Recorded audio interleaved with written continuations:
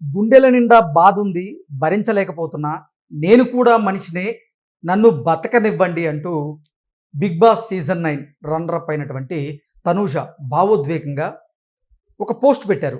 ఆ పోస్ట్ ఇప్పుడు సామాజిక మాధ్యమాల్లో చక్కర్లు కొడుతూ ఉంది. ఇంతకీ తనూజ భావోద్వేగంగా ఈ పోస్ట్ పెట్టడానికి కారణం ఏంటి, అసలు ఏం జరిగింది అనేది ఒకసారి మనం పూర్తి స్థాయిలో విశ్లేషణ చేసుకుందాం. ప్రస్తుతం మనతో పాటున్నారు ప్రముఖ సామాజికవేత్త, ప్రముఖ రాజకీయ విశ్లేషకులు కృష్ణకుమారి గారు. వారితో మాట్లాడదాం. మేడం నమస్తే. తనూజ, నా మానాన్ని నన్ను బ్రతకనివ్వండి, నేను ఒక మనిషినే, నా గుండెల నిండా బాధ ఉంది, భరించలేకపోతున్నాను అంటూ భావోద్వేగంగా ఆవిడ సామాజిక మాధ్యమాల్లో ఒక పోస్ట్ పెట్టారు. ఏంటి మేడం ఆ పోస్ట్కి కారణం ఏంటి, అసలు ఏం జరుగుతోంది? ఇప్పుడు ఈవిడ ఒకప్పుడు సీరియల్స్లో చేసింది, ఇప్పుడు అమ్మాయి మంచి నటిగా పేరు వచ్చింది, బుల్లితెర నటిగా. అయితే ఆ అమ్మాయి నిజానికి ఆ అమ్మాయి మన బ్యాక్గ్రౌండ్ చూస్తే కనుక ఇంట్లో ఇష్టం లేదు, కానీ నటన మీద ఇంట్రెస్ట్ కొద్దీ ఆ అమ్మాయి ఇంట్లో వాళ్ళని ఎదిరించి మరీ నటనలోకి వచ్చింది. మామూలుగా చాలామంది తల్లిదండ్రులు ఒప్పుకోరు నటించడానికి, ఎందుకంటే ఆ ఫీల్డ్ గురించి అందరికీ తెలుసు, ఎంతో కొంత ఏదేదో మాట్లాడుకుంటారు. మీ అమ్మాయిని డబ్బుల కోసం పంపించారా అట్లాంటి చోటకి, అది ఇది అని అనుకుంటారని తల్లిదండ్రులు అనుకుంటారు, ఒప్పుకోరు. కానీ కొంతమంది పిల్లలు ఏం ఏంటంటే, మేమేంటో మాకు తెలుసు, మా గురించి మీకు తెలుసు, మీకు సమాజంతో ఏం పని అని చెప్పి కొంతమంది వచ్చేస్తారు. సరే, వచ్చేసేసి వాళ్ళని వాళ్ళు నిరూపించుకున్న వాళ్ళు కొంతమంది ఉంటారు, కొంతమంది సమిధులై మాడి మళ్ళీ మసిపోయి అడ్రస్ లేకుండా పోయేవాళ్ళు కొంతమంది ఉంటారు. సరే, ఇప్పుడు మనం మామూలుగా ఒక 100 మంది ఫీల్డ్లోకి వస్తే షైన్ అయిన వాళ్ళని ఒక 5-6 10 మందినో చూస్తాం. మిగతా 90 మంది ఏమైపోయారో ఎవరికి పట్టదు. వాళ్ళల్లో కొంతమంది వేరే వేరే వృత్తుల్లోకి వెళ్ళే వాళ్ళు ఉంటారు. దారుణమైన పరిస్థితుల్లో ఇళ్ళకి వెళ్ళలేక, ఇక్కడ ఉండలేక కష్టాలు పడే వాళ్ళు కూడా ఉంటారు. సరే, ఇన్ని కష్టాల మధ్యలో ఇంట్లో వాళ్ళ తోడ్పాటు కూడా లేకోకుండా, వాళ్ళ సహాయం లేకోకుండా ఈ అమ్మాయి తాను నిలబెట్టుకొని ఇండస్ట్రీలో తనకంటూ ఒక పేరు తెచ్చుకుంది, ఒక మంచి గుర్తింపు తెచ్చుకుంది, మంచి వ్యక్తిత్వం ఉన్న అమ్మాయి. అసలు ఈ అమ్మాయి ఎవరి జోలికి వెళ్ళదు, తొందరగా ఈ అమ్మాయిని కూడా ఎవరో ఏం మాట్లాడరు, ఏ మాటకు ఆ మాట. ఆ అమ్మాయి చాలా తామరాకు మీద నీటి బొట్టులాగా ఉంటుంది, అందరూ మాట్లాడుకుంటారు. సరే, అలా ఉన్న అమ్మాయి బిగ్ బాస్కి వెళ్ళింది. ఈ బిగ్ బాస్కి వెళ్ళడం వెనకమాల చాలా మందికి ఉన్న ఉద్దేశం ఏంటి అంటే, డబ్బులు వస్తాయని కొంతమంది, మంచి పేరు వస్తుందని కొంతమంది. ఎక్కువ మంది నోళ్లలో 5 ఎపిసోడ్లు ఉన్నారనుకోండి, పోనీ 5 వారాలు ఉన్నారనుకోండి, 5 వారాలు ఉంటే 5 వారాల్లో వీళ్ళ పేరు 10 సార్లు వినపడుతుంది, ప్రతి ఒక్కళ్ళ పేరు. లేదు, 10 వారాలు ఉన్నారనుకోండి, 10 వారాలు వినిపిస్తుంది.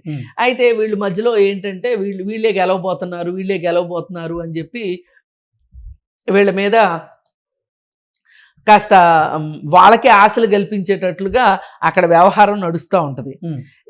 ఈ వెళ్ళిన వాళ్ళందరూ ఏమనుకుంటుంటారంటే, ఎవరికి వాళ్ళు మనమే విజేతలం అనుకుంటారు. ఇప్పుడు లాటరీ టికెట్ కొనుక్కున్న ప్రతి వాళ్ళకి ఏమనిపిస్తుంది, నాకే లాటరీ తగులుతుంది అనుకునే కొనుక్కుంటారు కదా ఎవరైనా, ఆశ అయితే ఉంటుంది కదా. అట్లాగే బిగ్ బాస్లోకి వెళ్ళిన వాళ్ళకి నేనే రన్నరప్ని, నేనే విన్నర్ని అని అనుకుంటూ వెళ్తారు లోపలికి. ఈ వెళ్ళిన తర్వాత కొంతమంది ఏంటంటే అక్కడ ఉండలేక, కొంతమంది అక్కడ ఉండే దరిద్రాలకి తట్టుకోలేక, కొంతమంది అలాగే టాస్కుల పేరుతోటి పిచ్చి పిచ్చి వ్యవహారాలు చేయిస్తున్న వాటిని తట్టుకోలేక కొంతమంది ఇలా ఫోన్ లేకుండా, ఇంట్లో వాళ్ళతో కనెక్షన్ లేకపోకుండా, ఆ గుడుగుడు గుంజమని ఆ 15 మందితోనే మెలగాల్సిన పరిస్థితిని తట్టుకోలేక కొంతమంది ఎలిమినేట్ అయిపోతూ ఉంటారు. సరే, ఎలిమినేట్ అయిపోయిన తర్వాత బయటకు వచ్చిన తర్వాత ఇంటర్వ్యూలు కావచ్చు, ఏదేదో నడుస్తూ ఉంటుంది. అదొక, నేను మామూలుగా అసలు బిగ్ బాస్ గురించి పెద్దగా మాట్లాడడానికి ఇష్టపడని వ్యక్తిని నేను. కానీ ఒకవేళ అంటూ మాట్లాడితే దాని మీద 4 రాళ్ళు వేయడానికే, విమర్శించడానికే దానిలో ఎన్నిసార్లు చేశాను అనుకుంటా. కానీ ఇప్పుడు ఈ ప్రత్యేక సందర్భంలో ఈ అమ్మాయి గురించి ఎందుకు మాట్లాడుకోవాల్సి వస్తుందంటే, బిగ్ బాస్లోకి వెళ్ళిన పాపానికో పుణ్యానికో ఈ అమ్మాయి ఏ మాటకా మాట తన ప్రతిభతోటి, తన అమాయకమైన లుక్స్ తోటి, ఏదేమైనా అమ్మాయి చాలా అమాయకమైన ఒక ముగ్ధ మనోహరంగా ఉంటుంది. అసలు అమ్మాయి వచ్చింది కూడా ముద్దమందారం అనే సీరియల్లోనే వచ్చింది ఫస్ట్. వచ్చి నిజంగా చాలా చాలా చాలా అప్పట్లో నేను ఆ సీరియల్ కొన్నాళ్ళు చూశాను. ఆ తర్వాత సీరియల్స్ మానేశాను. కానీ అందుకే నేను అమ్మాయి గురించి నేను కూడా కొంచెం కనెక్ట్ అయిన ఫీలింగ్ వస్తుంది నాకు. అయితే అలా ముగ్ధ మనోహరంగా మంచిగా ఉండే అమ్మాయి ఇవాళ బిగ్ బాస్లో కూడా రన్నరప్ లాగా వచ్చేంత పరిస్థితి వచ్చింది అంటే తను బాగా విత్ స్టాండ్ అయ్యి నిలబడింది అక్కడ. నిలబడి టాస్కుల్లో కానీ వీటిల్లో అయినా కానీ ఎవరి జోలికి వెళ్ళకపోవటం కానీ, అనవసరమైన రచ్చ చేసుకోవటం కానీ, వేరే వాళ్ళకి రచ్చ చేసుకోవడానికి అవకాశం ఇవ్వకుండా చాలా నీట్గా ఉందని చెప్పి ఆ అమ్మాయి గురించి సోషల్ మీడియాలో వచ్చిన వార్తలు ఇప్పటిదాకా. కానీ ఇప్పుడు జరుగుతుంది ఏంటి, ఎవరైతే విన్నర్ ఉన్నాడో కళ్యాణ్ అని, అసలు కళ్యాణ్ అనే వాడు ఒకసారి ఒక అమ్మాయి స్నానం చేస్తుంటే ఆ కంతలోంచి చూసిన వ్యక్తిత్వం, అసలు నిజంగా వాడు విన్నర్ అవ్వకూడదు లెక్క ప్రకారం అయితే. ఆ కళ్యాణ్ అనేవాడు వాడు అందరినీ అవసరం ఉన్నా అవసరం లేకపోయినా చేతులేసి మాట్లాడటం, అందరి మధ్యలోకి వెళ్ళిపోయి దూరిపోయి మాట్లాడటం, ఆడపిల్లల్ని కాస్త ఇబ్బంది పెట్టిన చరిత్ర ఉంది ఆ బిగ్ బాస్లో. మరి ఇలాంటి వాడు ఎట్లా విన్నర్ అయ్యాడా అనేది మనకి డౌట్ వస్తుంది. సరే, ఏది ఏమైనా సరే విన్నర్ అయ్యాడు. ఈ సందర్భంలో ఏమవుతుందంటే సోషల్ మీడియాలో ఎవరైతే ఒక నలుగురు ఐదుగురికి ప్రతి సీజన్లోనూ ఈ సోషల్ మీడియాలో గ్రూపులు వచ్చేస్తున్నాయి. వాళ్ళ ఫాలోవర్స్ అనో లేకపోతే వాళ్ళంటే ఇష్టం అనో లేకపోతే ఏదో ఒకటి వాళ్ళు గెలవాలని కోరుకునే వాళ్ళు గ్రూపులుగా అయిపోతున్నారు. ఈ గ్రూపులుగా అయిపోయి వీళ్ళు ఏం చేస్తున్నారంటే వాళ్ళ కంటెస్టెంట్కి అనుకూలంగా వేరే కంటెస్టెంట్ని తిడుతూ కామెంట్స్ పెడుతున్నారు. వాళ్ళు ఏం చేస్తున్నారు, వాళ్ళు ఉంటారు కదా, వాళ్ళు వాళ్ళ మీద పెట్టడం, ఇట్లా ఒక వార్ నడుస్తుంది. ఏది కామెంట్స్ వారు, సోషల్ మీడియాలో కామెంట్లు వారు నడుస్తుంది. అది ఎంత దూరం వెళ్ళింది అంటే ఒక రకంగా సీజన్ అయిపోయిన తర్వాత విన్నరు రన్నరు ఇవన్నీ అయిపోయిన తర్వాత ఇంక పట్టించుకోరు, ఇంక వదిలేశారు.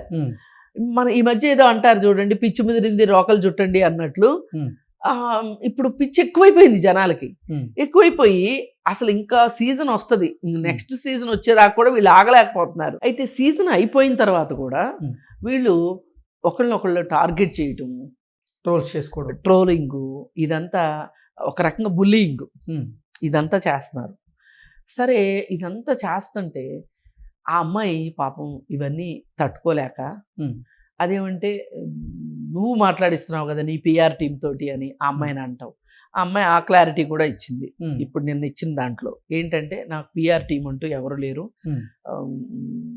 ఆ సోషల్ మీడియా అకౌంట్ని హ్యాండిల్ చేసే అతను ఒక్కతనే ఉన్నాడు, నేను అలాంటివి చెయ్యను, నేను ఏ బాధ అయితే పడుతున్నానో అది రెండో వాళ్ళు పడాలని నేను అనుకోవట్లేదు, దయచేసి నా మానాన్ని నన్ను బతకనివ్వండి అని చెప్పి ఆ అమ్మాయి చాలా ఆ అమ్మాయి మనసులో బాధని వేదనని అమ్మాయి ఓపెన్గా చెప్పింది.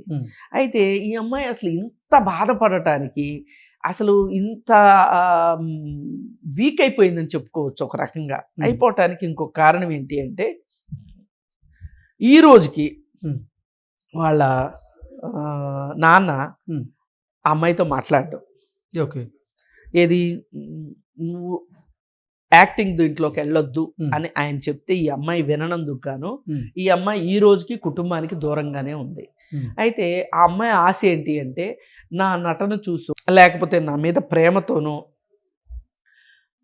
నేను ఆయన కలవాలి అని నేను చాలా కోరుకుంటున్నాను అనే సంగతి ఆయనకు బాగా తెలుసు. అయినా కానీ ఆ మనిషి కరగట్లేదు, కరిగి నాతో మాట్లాడటానికి సిద్ధంగా అవ్వట్లేదు. ఆఖరికి నేను మొన్న బిగ్ బాస్ దీంట్లో కూడా చాలా మంది పేరెంట్స్ వచ్చి కలిశారు, కానీ మా నాన్న రాలేదు. అది చాలా గుండె కోతగా ఉంది, చాలా బాధగా ఉంది. నేను మా వాళ్ళని ఇంత బాధ పెట్టానా నా ఇష్టం కోసం,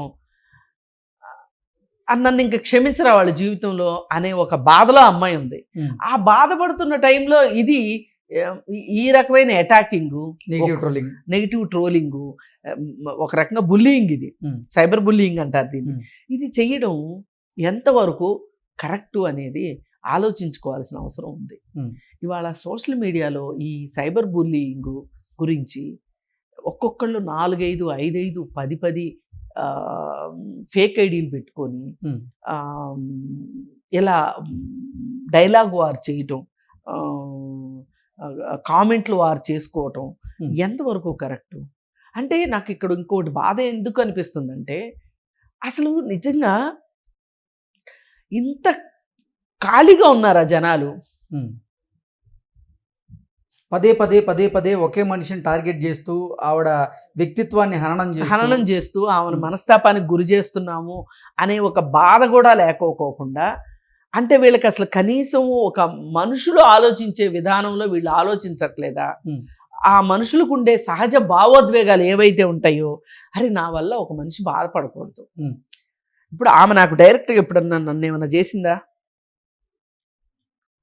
నన్ను ఏమన్నా చేస్తే నేనేమన్నా అన్నా అర్థం ఉంది. నాకు ఇష్టమైన వ్యక్తికి ఆమె ఆపోజిట్ పొజిషన్లో ఉంది కాబట్టి ఆమెను నేను అనాలి అని అనడం ఎంతవరకు కరెక్టు అనే ఆలోచన, అంటే ఇది సహజమైన ఆలోచన. ఈ ఆలోచన రావడానికి పెద్ద మేధావితనం అక్కర్లా, పెద్ద చదువులు అక్కర్లా, ఏం అక్కర్లా. ఇప్పుడు మీరున్నారు, నన్ను ఏ కోశాన నన్ను మీరు బాధ పెట్టట్లేదు, అసలు మీకు నాకు డైరెక్ట్గా సంబంధం లేదు, ఏమీ లేదు. కానీ మీకు సంబంధించిన వాళ్ళు ఎవరో ఒకళ్ళంటే నాకు ఇష్టం లేదు, వాళ్ళని తిట్టాలనే ఉద్దేశంతో, వాళ్ళకి మీరు సన్నిహితులేమో అనే ఉద్దేశంతో మిమ్మల్ని తిట్టడం ఏమాత్రం న్యాయం? అదే వీళ్ళు చేస్తుంది. మీకు కళ్యాణ్ అంటే ఇష్టం, ఉంచుకోండి, ఏమన్నా చేసుకోండి, ఎంత ఇష్టం చూపించుకుంటారా, లేకపోతే ఆయన నడిచెళ్తుంటే ఆయన పాదధూళి నెత్తి మీద వేసుకుంటారా, లేకపోతే ఆయన కాళ్ళు గడిగి నీళ్లు నెత్తిన పోసుకుంటారా, ఏమన్నా చేయండి, ఆయన ఎంగిల్ తింటారా, ఆయన గొడుగులు పడతారా, ఏం చేస్తారో చేసుకోండి. కానీ ఆయనకి ఎవరైతే ఆపోజిట్ పర్సన్స్ ఉన్నారో అది కూడా గతించింది, అది ఆ సీజన్ అయిపోయింది, 1.5 month అవుతుంది. 1.5 month అవుతుంది. ఇంకా మీరు ఆ ఫీవర్లోంచి బయటికి రాలేదు అంటే, అందులోంచి మీరు బయటికి రాలేకపోతున్నారు అంటే, అసలు మీ జీవితాలకు అవసరమైన దాంట్లో దేంట్లో ఉంటున్నారు మీరు? ఎగ్జాక్ట్లీ. ఈ ప్రతిభ ఏదైనా సరే మీ ఇంట్లో వాళ్ళ కోసమో, మీరు మీ కెరీర్ కోసమో, మీ భవిష్యత్తు కోసం మీరు ఈ ఎనర్జీని వాడుకున్నారనుకోండి, ఈ సమయాన్ని వాడుకున్నారనుకోండి, మీరు మీ జీవితంలో అద్భుతాలు సృష్టించారని నేను అన్నాను. సృష్టిస్తారా లేదా, సృష్టించే వాళ్ళు కూడా ఉన్నారు. కానీ మీ కాళ్ళ మీద మీరు నిలబడతారు కదా. ఎగ్జాక్ట్లీ. మీరు ఎవరి మీద ఆధారపడాల్సిన అవసరం ఉండదు కదా. మానసికంగా ఒక హీరో అంటే ఇష్టమో, లేకపోతే ఒక హీరోయిన్ అంటే ఇష్టమో, లేకపోతే ఒక మనిషి ఒక పొలిటీషియన్ అంటే ఇష్టమో ఉండటం తప్పు కాదు. కానీ అంటే మీకు నచ్చినటువంటి అభిమాన నటుడిని హీరోని చేయాలి అంటే ఆయన ఆపోజిట్లో ఉన్న వాళ్ళని జీరోని చేస్తేనే ఆయన హీరో అవుతారని ఎలా అనుకుంటారు? ఇదే కదా తప్పు అని వీళ్ళు భ్రమపడుతున్నారు. ఇదే ప్రాసెస్లో మీరు ఇష్టపడే హీరోకి ఆపోజిట్ పర్సన్ని అణగదొక్కి మీరు ఇష్టపడే హీరోని పైకి తీసుకొచ్చే ప్రాసెస్లో అసలు మీరెంత కిందకి వెళ్తున్నారు? ఎవరికైనా ఉండేది 24 గంటలే. 24 గంటల్లో 100% ఎఫెక్టివ్గా పనిచేయగలిగేది 8 గంటలే. ఎగ్జాక్ట్లీ. 8 గంటలు నిద్రపోవటానికి సరిపోద్దా? ఇంకో 8 గంటలు మన మామూలు తినడానికి, తీసుకోవటానికి, వీటికి 8 గంటలు ఇష్టమైన వాళ్ళతో మాట్లాడుకుంటానికి వీటికి 8 గంటలు అయిపోతుందా? ఇంకో 8 గంటలు నువ్వు పని చేయాల్సిందే. ఇంకో 8 గంటలు నువ్వు పని చేయగలిగేది. ఆ 8 గంటలు నీ కోసము, నీ కుటుంబం కోసము, లేకపోతే సమాజ శ్రేయస్సు కోసము పనిచేసేటట్లయితే 8 గంటలు చాలదు నీకు, నన్ను అడిగితే. అలాంటిది నువ్వు ఏమేమి మానేసుకుని నీ అభిమాన హీరో కోసం, నువ్వు అభిమానించే వ్యక్తి కోసం ఈ విధంగా ఇలాగ తయారయ్యావు అంటే ఏమనుకోవాలి? అసలు నాకు ఈ వెర్రి అభిమానులను చూస్తుంటే, వీళ్ళు సోషల్ మీడియా అభిమానులు కొంతమంది అయితే, సోషల్ మీడియా బయట కూడా కొంతమంది వెర్రి అభిమానులను చూస్తుంటే ఆశ్చర్యం వేస్తుంది. ఇప్పుడు 3 రోజుల క్రితం అపోలో హాస్పిటల్కి తన కూతుర్ని ఎత్తుకుని రామ్ చరణ్ వచ్చాడు. వస్తే ఆ మోగడం ఏంటి, ఆ మీద పడిపోవడం ఏంటి, ఆ జనాలేంటి, అసలు ఏంటి నాకు అర్థం కాదు. మీ వెర్రితనము, మీ పిచ్చితనము ఎక్కడి దాకా వెళ్తుంది అంటే, పుట్టి ఇప్పుడే కళ్ళు తెరిచిన పిల్లోడిని హీరోని చేసేస్తున్నారు మీరు. రామ్ చరణ్ కొడుకుని చిరంజీవిని మోసారు, చిరంజీవిని మోసారు. చిరంజీవి అయిపోయిన తర్వాత రామ్ చరణ్ మోసారు. మధ్యలో కొంతమంది పవన్ కళ్యాణ్ మోసారు, అయిపోయింది. ఇప్పుడు రామ్ చరణ్ కొడుకు. అసలు వాడు సినిమా హీరో అవుతాడో అవ్వడో, వాడి ఇంట్రెస్ట్లు ఎలా ఉంటాయో ఏమో తెలియదు. భవిష్యత్తు హీరో వచ్చేసాడు అని చెప్పి మాట్లాడటం, అసలు నాకు చాలా బాధగా ఉంది. అసలు ఈ యువత నిజంగా వాళ్ళ ప్రొడక్టివ్ ఏజ్ ఇది. ఇప్పుడు ఒక 20 సంవత్సరాల నుంచి 35 సంవత్సరాల లోపు వ్యక్తులు పనిచేసినంతగా 35 సంవత్సరాల తర్వాత పనిచేయలేరు. తగ్గుతుంది. అవును. లేదు అనుకుంటే 45 సంవత్సరాల వరకు కూడా బాగానే పనిచేస్తారు. ఈ కాలం, ఈ గోల్డెన్ పీరియడ్ ఏదైతే ఉందో, ఈ పీరియడ్ని మీకోసం, మీరు ఎవరి మీద ఆధారపడుకోకుండా, ఒక సినిమా టికెట్ కొనుక్కోవాలి అంటే అమ్మా నాన్న డబ్బులు అడక్కోకుండా సినిమా టికెట్ డబ్బులు సంపాదించుకున్న రోజు గొప్ప రోజు నన్ను అడిగితే. ఎగ్జాక్ట్లీ. అట్లాంటి రోజుల కోసం మీరు పనిచేయకుండా మీ వృత్తుల్లోనో, మీ చదువులోనో, మీ వ్యాపారాల్లోనో మీరు తలమునకలు అవ్వకోకుండా ఇట్లాంటి వ్యవహారాలకు మీరు తలమునకలు అవుతున్నారు అంటే అసలు మీ మీద మీకు గౌరవం ఉందా? ఒక స్థాయి దాటి రెండో మనిషిని గౌరవించటం ఎప్పుడూ తప్పు కాదు, కానీ ఇంకొక మనిషిని మొయ్యడం ఉంది చూసారా, ఇది చాలా డేంజరు. ఎగ్జాక్ట్లీ. ఇలా మోసేవాళ్ళు ఏంటి, ఏ కేటగిరీ మనుషులు అవుతారంటే వాళ్ళని వాళ్ళు నమ్ముకోని వాళ్ళు, వాళ్ళని వాళ్ళు గౌరవించుకోలేని వాళ్ళు, వాళ్ళ కోసం వాళ్ళు చేసుకోలేని వాళ్ళే వేరే వాళ్ళ కోసం ఈ విధంగా ఉంటారు. ఇవాళ మన యువత ఈ హీరో అని, ఆ హీరో అని, వాళ్ళని వీళ్ళని అని కాకోకుండా చాలామంది ఈ విధంగా హీరో వర్షిప్ పిచ్చిలో పడి కొట్టుకుపోతున్నారు. ఒకటి. రెండోది, సోషల్ మీడియాలో కామెంట్లు పెట్టేవాళ్ళు. మనం మాట్లాడే మాట రెండో వాళ్ళు ఎలా తీసుకుంటారు, ఎంత బాధపడతారు అనే ఒక ఆలోచన లేకోకుండా మీరు ఏం చెయ్యాలనుకుంటున్నారో అది మాత్రమే చెయ్యాలి అనుకునే ఒక మనస్తత్వం ఉన్న రోబో లాంటి మనుషులు తయారైపోయారు వాళ్ళ అభిమానం పేరుతోటి. నిజంగా వీళ్ళకి మనస్సు అనేది ఉంటే గనక, మనస్సాక్షి అనేది ఉంటే, నేను అసలు రెండో మనిషిని ఎంత హింసిస్తున్నానా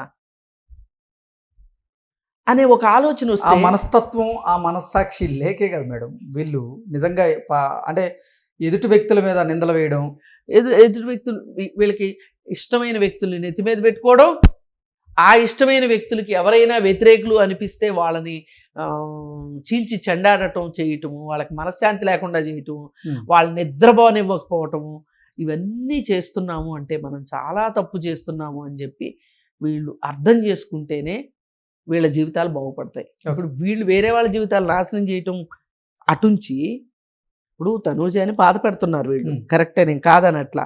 కానీ తనూజ ఏదో ఒక క్షణంలో తనకంటూ ఒక పని ఉంటుంది, తనకంటూ ఒక వ్యాపకం ఉంటుంది కాబట్టి, తన జీవితం మీద తనకు నిర్దిష్టమైన అభిప్రాయాలు ఉన్నాయి కాబట్టి ఇవన్నీ పక్కకు పెట్టేసేసి ఆమె పని ఆమె చేసుకుంటూ వెళ్తుంది.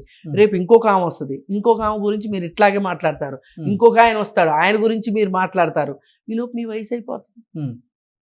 అంటే మీరు ఎవరి గురించి అయితే మాట్లాడుతున్నారో వారందరూ హ్యాపీగా సెటిల్ అయిపోతున్నారు, వాళ్ళ పనులు వాళ్ళు చేసుకుంటారు, వాళ్ళ డైలీ రొటీన్లోకి వాళ్ళు వెళ్ళిపోతారు. ఎన్ని రోజులు ఏడుస్తూ కూర్చుంటారు?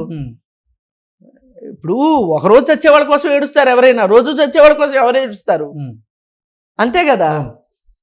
వాళ్ళు సింపుల్గా మిమ్మల్ని తీసి పక్కన పెడతారు ఏదో పాయింట్లో, అసలు వాళ్ళు పట్టించుకోరు మీ మాటల్ని, వాళ్ళ పనిలో వాళ్ళు వెళ్ళిపోతారు. మీరు అప్పుడు కొత్త మనిషి కోసం ఎదురు చూస్తారు, కొత్త శత్రువు కోసం.